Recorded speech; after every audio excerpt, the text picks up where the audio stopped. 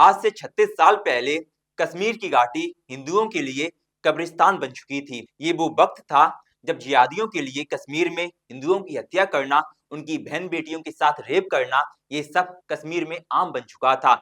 ये जिहादी इस हद तक गिर चुके थे कि ये 15-16 साल की लड़कियों के साथ भी रेप करने से नहीं झिझक रहे थे।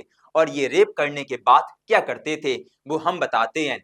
पहले तो ये लड़कियों को अपना धर्म परिवर्तन करने के लिए दबाव डालते थे, और अगर लड़की ने धर्म परिवर्तन करने से मना कर दिया तो उसका गला रेत कर उसकी हत्या इस प्रकार करते थे कि कई लड़कियों को ये संदेश जाए कि अगर उन्होंने इनका धर्म अपनाने से इनकार किया तो उनका भी यही हश्र किया जाएगा।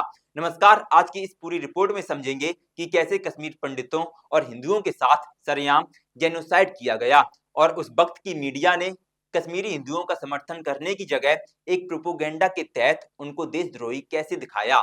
19 जनवरी 1990 ये सिर्फ एक तारीख नहीं थी, ये भारत के इतिहास का वो दिन था जब 5 लाख से ज्यादा कश्मीरी हिंदू रातों रात अपने घरों से बेदखल कर दिए गए। कुछ के पास एक सूटकेस था और कुछ के पास वो भी नहीं। उन्होंने सिर्फ अपने घर नहीं छोड़े, उन्होंने अपना बचपन, अपनी जमीन, अपने मंदिर और अपनी पीढ़ियों की यादें पीछे छोड़ दी।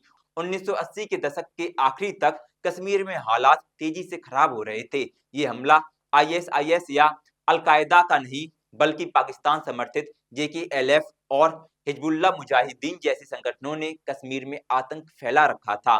उस समय पर मस्जिदों के लाउड स्पीकरों से सरेआम नारे गूंज रहे थे, गालिब गालिब या चालिब, यानी धर्म बदलो, मरो या कश्मीर छोड़ो। ये सिर्फ नारे नहीं थे, बल्कि खुली चेतावनियां थी कि अगर कश्मीरी हिंदुओं ने अपना घर नहीं छोड़ा तो उनका क्या हश्र किया जाएगा। और फिर धीरे धीरे कश्मीर में आतंक की शुरुआत हुई, जहां चुन चुनकर हिंदुओं की सरेआम हत्याएं की गई। इन हत्याओं का मकसद साफ था, पहले तो डर फैलाना, और दूसरा हिंदुओं के समुदाय की रीढ़ इस प्रकार तोड़ना कि उन्हें हर हत्या के बाद यही संदेश मिले कि अगला नंबर तुम्हारा है। इस दौर में कश्मीरी पंडित और महिलाओं को भी निशाना बनाया गया। मानवाधिकार रिपोर्ट्स और पीड़ित परिवारों के गवाहियों के अनुसार महिलाओं को भगाया गया, अपहरण की घटनाएं सामने आई और कई महिलाओं में यौन हिंसा का इस्तेमाल एक हथियार की तरह किया गया। यह सिर्फ अपराध नहीं था, यह समुदाय को अपमानित करने और तोड़ने की रणनीति थी।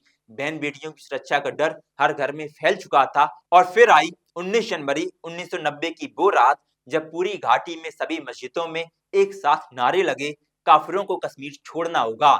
उस रात कश्मीर से सरकार गायब थी, पुलिस मूक दर्शक थी और प्रशासन पूरी तरीके से फेल हो चुका था।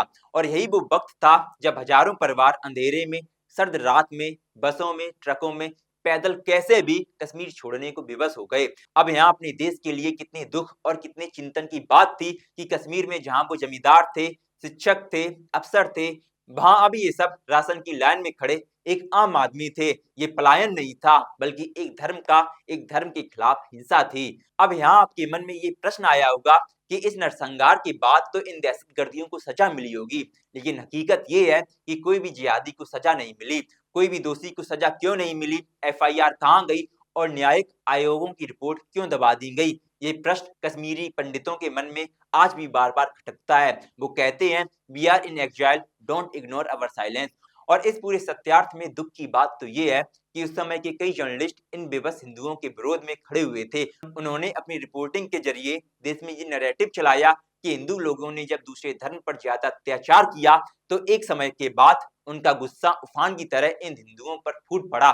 यानी कश्मीरी हिंदुओं के साथ ये साजिश पूरे प्रयोजन के साथ की गई थी। आज पूरे 36 साल हो गए, लेकिन ये लोग अभी भी अपने घर नहीं जा पाए। आप कश्मीर में कई घर देखेंगे जो आज भी खंडर पड़े हुए हैं, या आज उन पर किसी ने कब्जा कर लिया है।